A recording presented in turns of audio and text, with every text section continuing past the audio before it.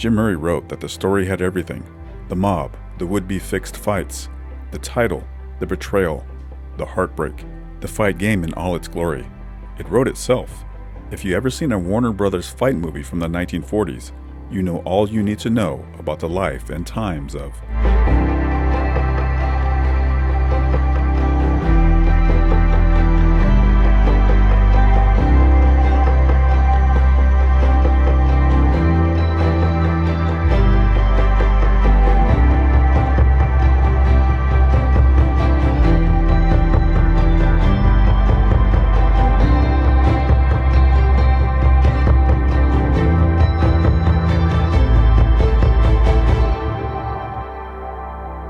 Isaiah Ike Williams Jr. was born on August 2, 1923, in Brunswick, Georgia.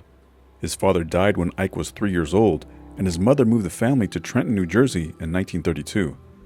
Williams was a fighter from the start, claiming to have 2 or 3 fights a day as he battled for corner rights to sell newspapers. His mother wanted him to become a preacher, but Williams had dreams of becoming a professional boxer from the age of 10. He noticed the attention given to former heavyweight champion Jim Corbett when he died. Williams then became fascinated with the sport after reading all of the tributes given to Corbett in the newspapers. At the age of 12, a friend sold him the Ring record book for 15 cents. "I read the book until I knew every word by heart and made a decision," Williams said.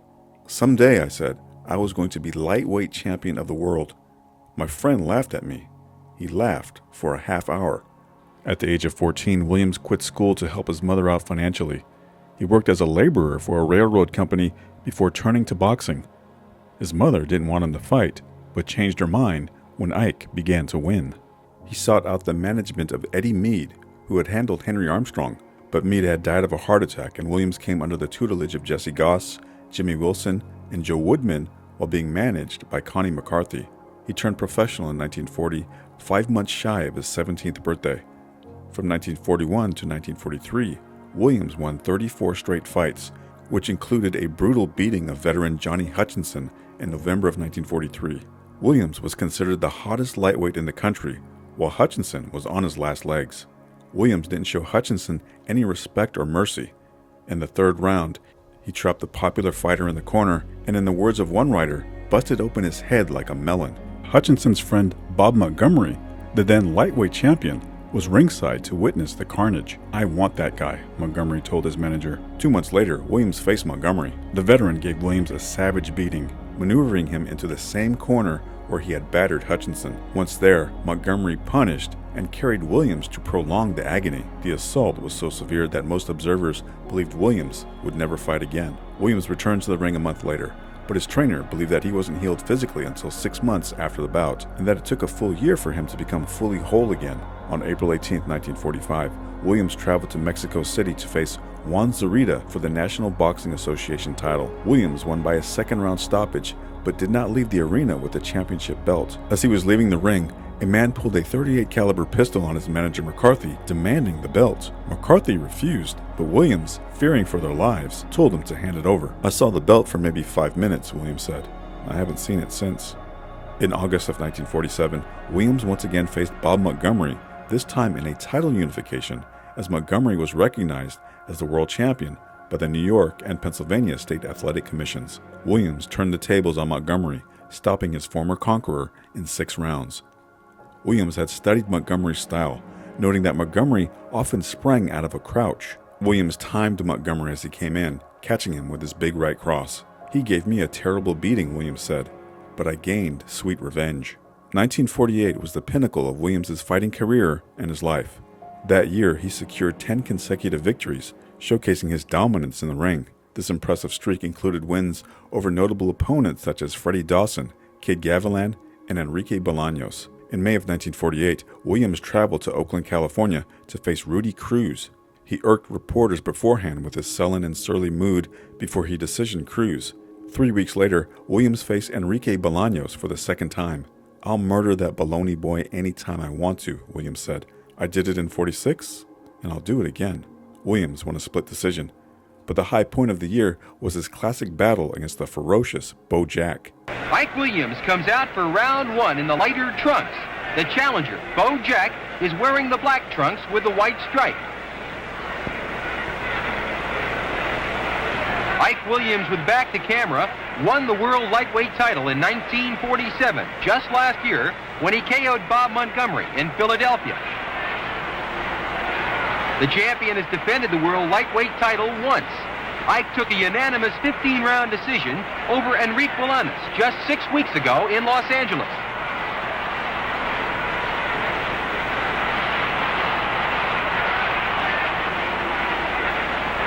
Bojack, here forcing the action in round one, tying up Williams, won the lightweight title in 1942, 6 years ago, when he KO'd Tippy Larkin in New York.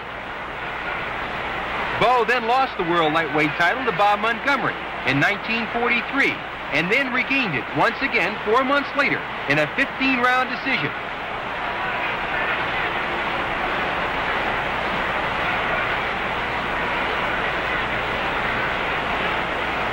Bojack, to the left of your screen, can bomb with both hands. Champion Ike Williams is known as a boxer puncher.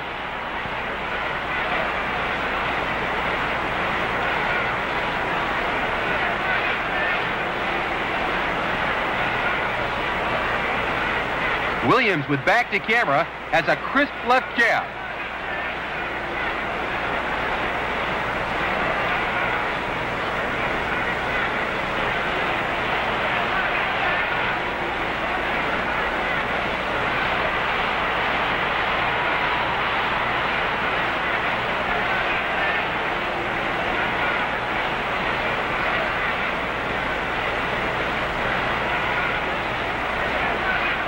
Both fighters throwing ripping punches here in round one.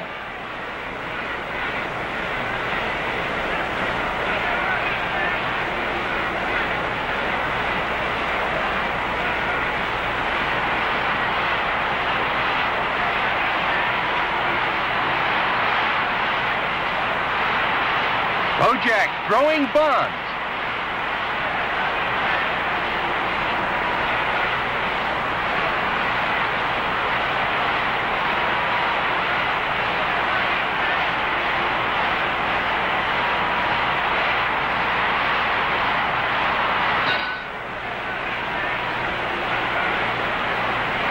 Both men weighed in this afternoon at exactly 135 pounds. Since winning the world lightweight title 1 year ago, Ike Williams has won 9 straight fights. Ike's last fight was his title defense against Enrique Bolaños.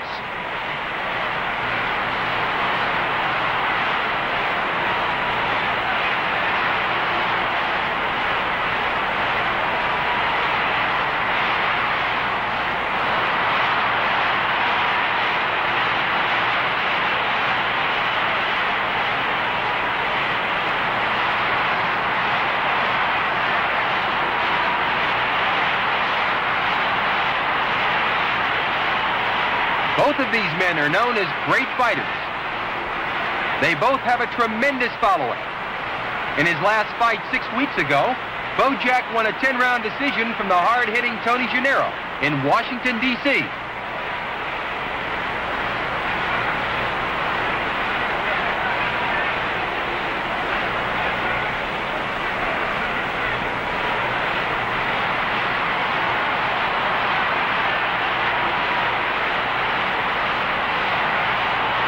Both men ripping punches to the body.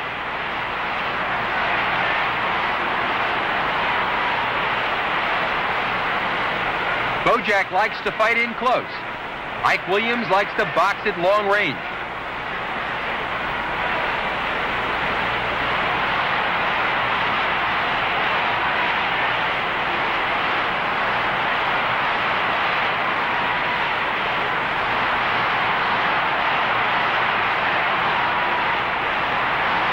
The champion, Ike Williams, is 25, 2 years younger than Bojack.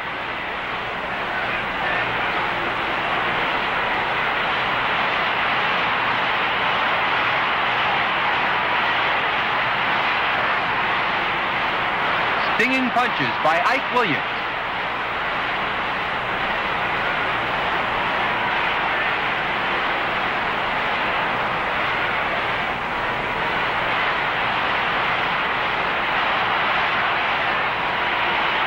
Ripping punches by challenger Bo Jack. Bo wants to get that title back.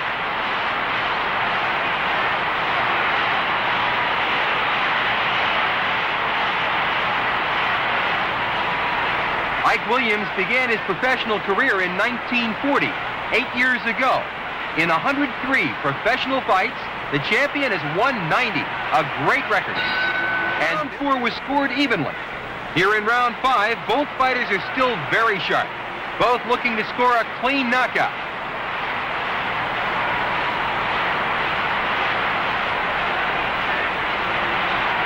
Of the 6 fights the champion Ike Williams has won this year, the most notable was a hard-fought 10-round decision over Kid Gavilan in New York City.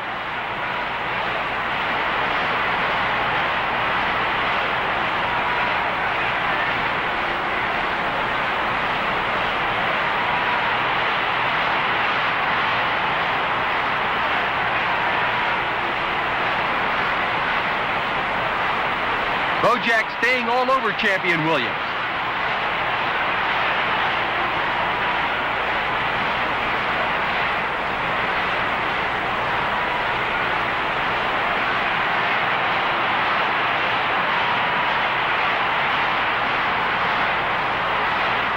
The referee separates the two fighters.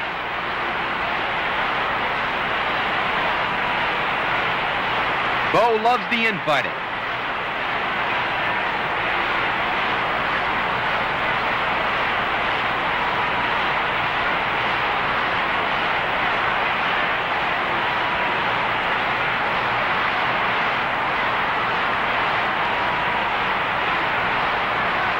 Bo Jack, like champion Williams, began his professional career in 1940, 8 years ago.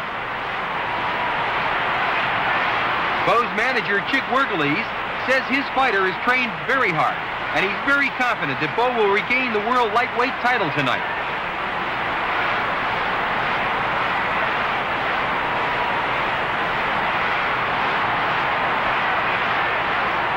Both men throwing bombs in there. Williams coming on strong, and Bojack comes right back.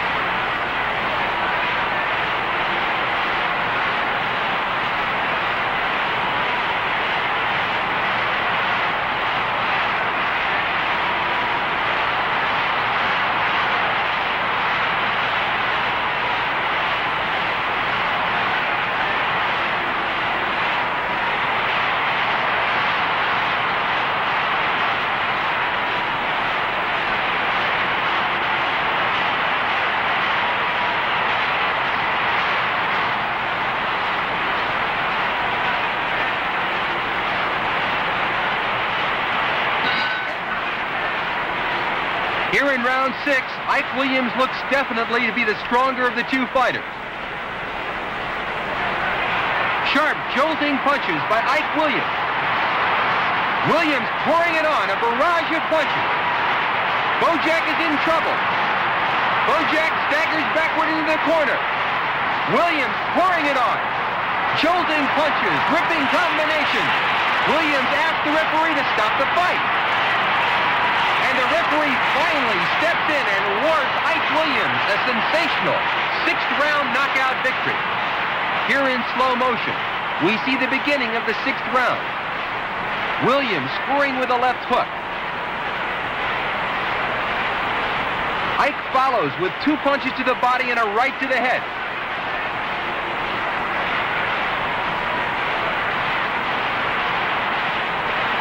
Williams ripping punches on Bojack.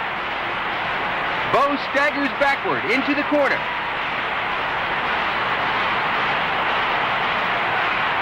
Dynamite punches by Ike Williams. Rapid fire lefts and rights. And finally, Williams appeals to the referee to stop the fight. He thinks that Bojack is helpless. Ike turns to the referee.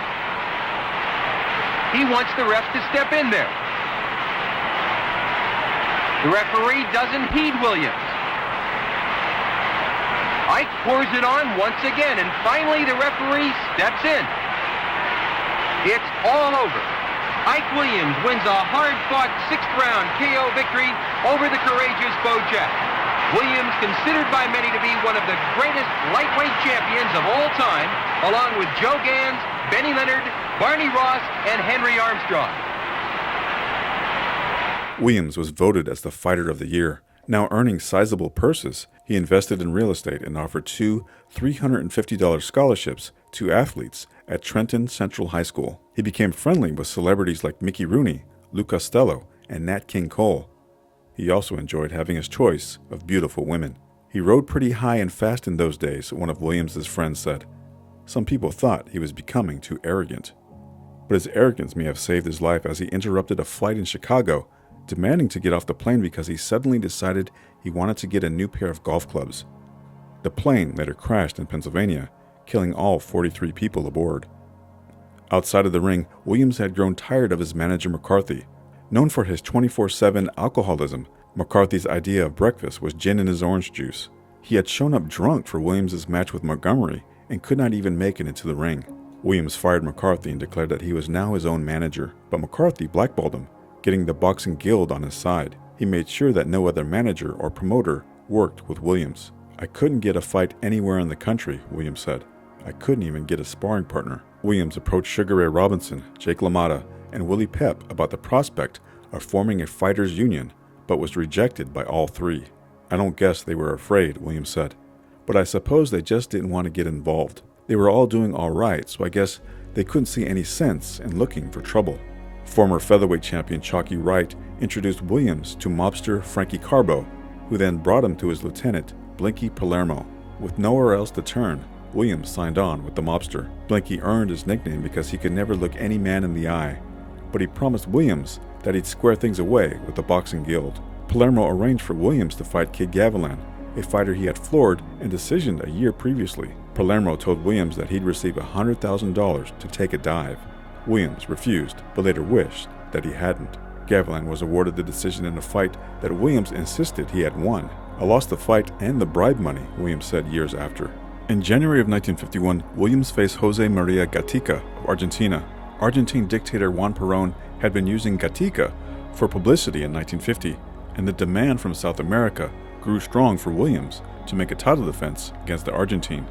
Williams' manager agreed to face Gatica in a non-title fight with the understanding that if Gatica put up a good fight, he'd get a title shot in a rematch. The fight has started like a veritable war. Williams in the white trunks and Gatica have been throwing leather at each other from the opening bell.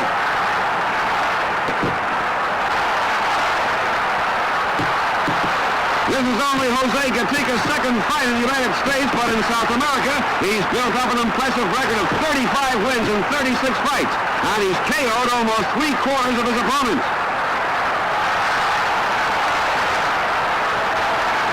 The two fighters continue to mix it up. This pace cannot continue for 15 rounds.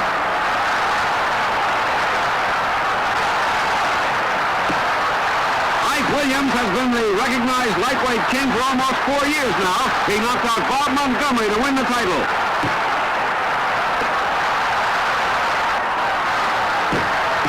Williams has defended his title 5 times, but he's also fought 39 title bouts. Altogether, a very active fighter. The champion gives it a perfect left hook and Gatica is down. He's up again, but looks unsteady. But he wants to continue fighting. Williams lands another left. The referee's yelling out the count. Gatica's up at 6, and the referee wipes the rosin from his glove. That's it. That combination of 4 punches was perfectly timed.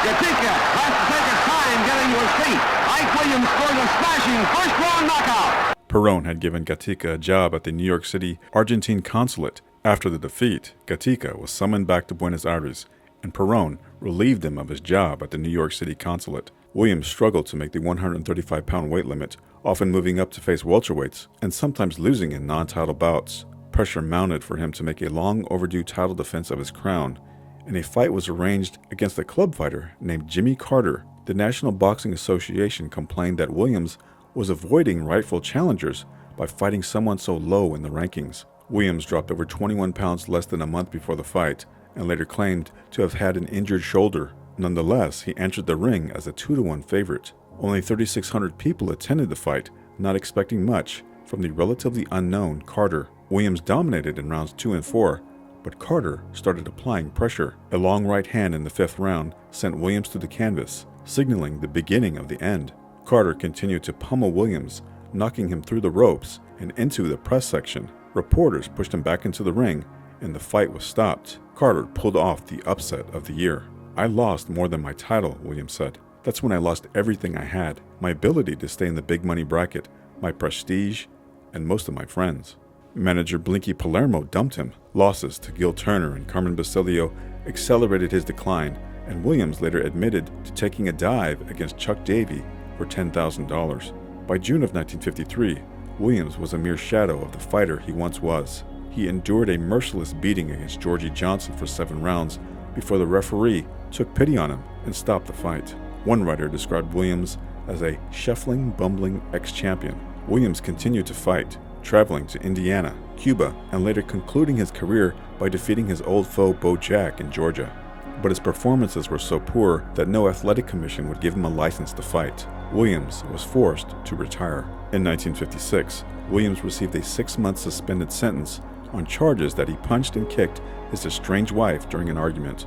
Virginia Williams filed the complaint in January of 1956 and later filed for divorce. Williams was then ordered to provide support for their 3 children.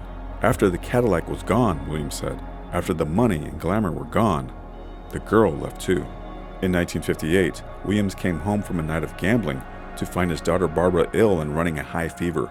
He bought her a box of cough drops, then went off to indulge in more gambling. The hospital called the next day to inform him that his daughter was in intensive care. By the time Williams got to the hospital, she was dead. "They said it was pneumonia," Williams said. "People don't die of pneumonia today. She died of neglect. I have to live with that." In 1960, Williams testified before Senator Estes Cavaver's subcommittee during its investigation on the International Boxing Club's stranglehold on the sport. Williams revealed that he refused a total of $230,000 in bribes.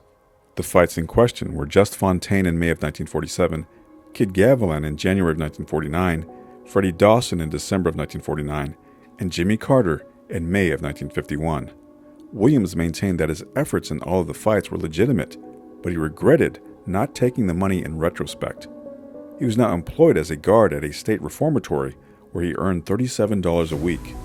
Now living in a $11 a week room at the YMCA, Williams had lost his fortune through failed investment schemes and gambling. "I was like so many other boxers," Williams said.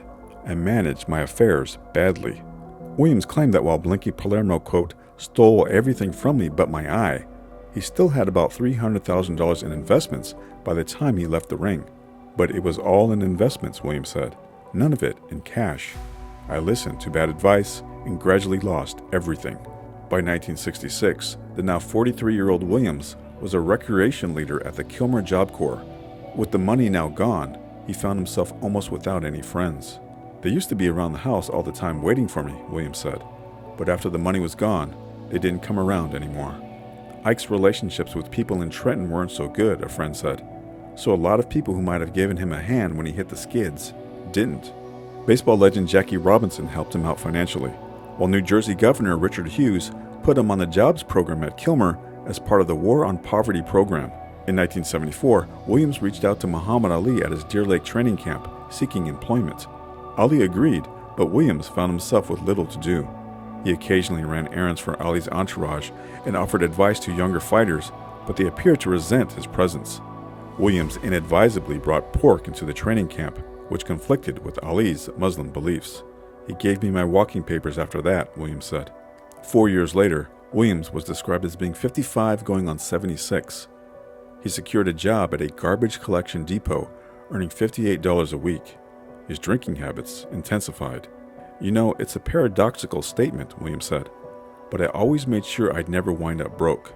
And here I am, flat broke."